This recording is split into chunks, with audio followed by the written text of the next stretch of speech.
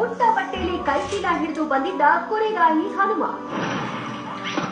ಕೆಂಪೇಗೌಡರ ಅಖಾಡಕ್ಕೆ ಕಾಲಿಟ್ಟಾಗ ಹೀಗಿದ್ದ ನೋಡ್ರಮ್ಮ. ಸಿನಿಯಡ್ಡ ಸ್ಕ್ರೀನ್ ಮೇಲೆ ರಾರಾಜಿಸುತ್ತಿರೋ ಈ ವ್ಯಕ್ತಿಯ ಹೆಸರು ಶಿವು ನಾಯಕ್. ರಾಮನಗರ ಜಿಲ್ಲೆ ಕನಕಪುರ ತಾಲೂಕು ಅರ್ಜುನಹಳ್ಳಿ ಇವರ ಮೂಲ. ಬೆಂಗಳೂರಿನಲ್ಲಿ ಹೈಫೈ ಬದುಕು ಕಟ್ಟಿಕೊಂಡಿರುವ ಇವರು ಉಟ್ಟ ಬಟ್ಟೆಯಲ್ಲಿ ಬೆಂಗಳೂರಿಗೆ ಬಂದ ಹನುಮಂತನ ಆಪತ್ ಬಾಂಧವ ಅಂದ್ರೆ ತಪ್ಪಾಗ್ಲಿಕ್ಕಿಲ್ಲ. ಯಾಕಂದ್ರೆ ಉಟ್ಟ ಬಟ್ಟೆಯಲ್ಲಿ ಬೆಂಗಳೂರಿಗೆ ಬರುವಾಗ ರಿಸೀವ್ ಮಾಡಿಕೊಳ್ಳುವವರು ಇರೋದಿಲ್ಲ.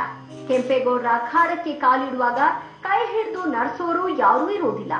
ಎಲ್ಲಿಗೆ ಹೋಗ್ಬೇಕು, ಯಾರನ್ನ ಕಾಣ್ಬೇಕು, ಹೇಗೆ ಬದುಕು ಕಟ್ಕೊಳ್ಬೇಕು, ಮುಂದಿನ ಜೀವನ ಹೆಂಗಪ್ಪ ಅಂತ ಮೆಜೆಸ್ಟಿಕ್ ಬಸ್ ಸ್ಟ್ಯಾಂಡ್ ನಲ್ಲಿ ಕುಂತು ಗಂಟೆಗಟ್ಲೆ ಚಿಂತೆ ಮಾಡುವಾಗ ಡೋಂಟ್ ವರಿ ನಾನಿದ್ದೇನೆ ಅಂತ ಧೈರ್ಯ ತುಂಬುವವರು ಕೆಲವೇ ವ್ಯಕ್ತಿಗಳಿಗೆ ಮಾತ್ರ ಸಿಗ್ತಾರೆ.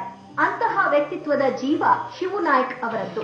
ಕನಕಪುರದ ಬಂಡೆಗೂ ಬಡ್ನಿ ಭೂಪತಿಗೂ ಎಲ್ಲಿಂದ ಎಲ್ಲಿಯ ನಂಟು.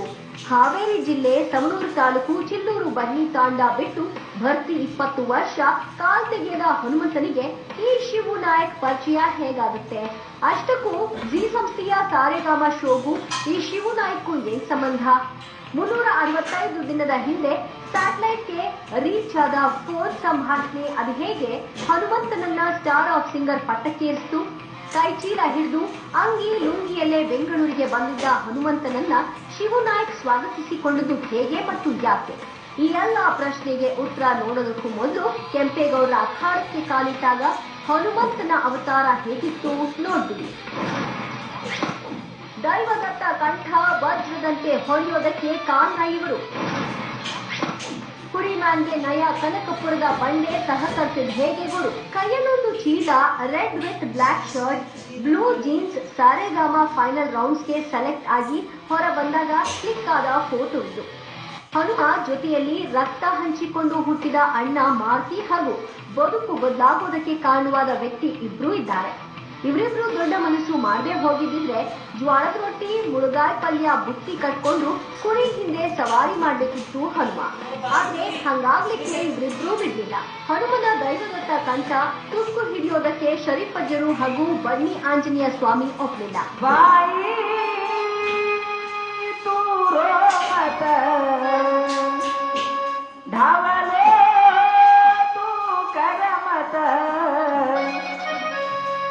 मानव फिर घर तो न कतरा दाड़ेरो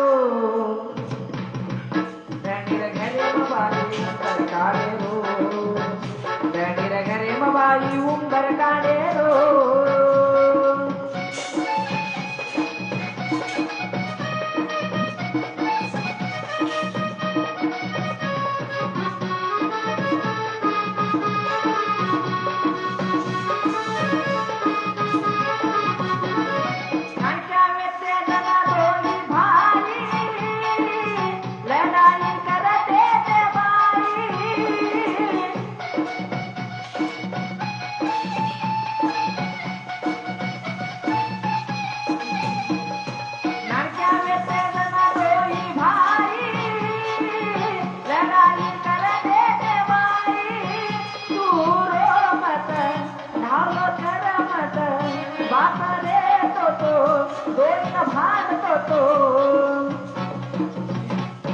मानव फिर घर तो न कतरा दाड़ेरो